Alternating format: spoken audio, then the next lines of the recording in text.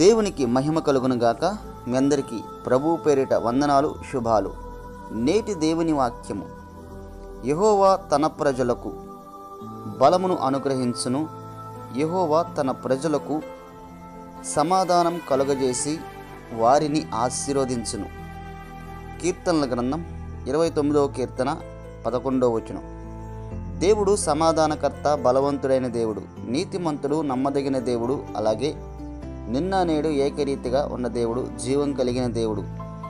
తన ప్రజలకు అనగా ఎవరైతే దేవునిపై విశ్వాసం, నిరీక్షణ ఉంచి దేవుణ్ణి ఆశ్రయించిన ప్రతి ఒక్కరూ, అలాగే ఈ లోకంలో ఎన్ని శ్రమలు వచ్చినప్పటికీ దేవునిపై మాత్రమే ఆధారపడి బలహీన స్థితిలో కూడా దేవునిపై మాత్రమే నిరీక్షణ ఉంచిన ప్రతి ఒక్కరూ తన ప్రజలను దేవుడు బలహీన సమయంలో, సొమ్మసిల్లిన సమయంలో కూడా వారికి బలాభివృద్ధి కలగజేసి సమాధానం కలగజేసి వారిని ఆశీర్వదించే దేవుడై ఉన్నాడు.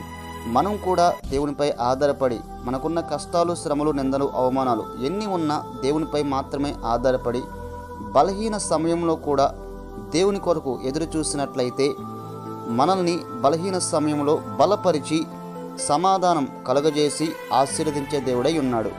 ఆమేన్. ప్రార్థన. సర్వాధికారి యేసయ్య, ఈ మాటలు వింటున్న ప్రతి ఒక్కరికి ఈ మాటల ద్వారా ధైర్యాన్ని నింపమని, అలాగే ఎవరైతే ఈ లోకంలో ఎన్ని కష్టాలు, శ్రమలు, నిందలు, అవమానాలు వచ్చినప్పటికీ నీపై ఆధారపడి బలహీన సమయంలో కూడా నీ కొరకు ఎదురు చూస్తున్న నీ ప్రియ ప్రజలను ప్రతి ఒక్కరిని దీవించమని, వారి బలహీన సమయంలో వారిని బలపరిచి సమాధానం కలగజేసి ఆశీర్వదించి నడిపించమని యేసు నామములో అడిగి ప్రార్థిస్తున్నాము తండ్రి. ఆమేన్. మీ అందరికీ వందనాలు.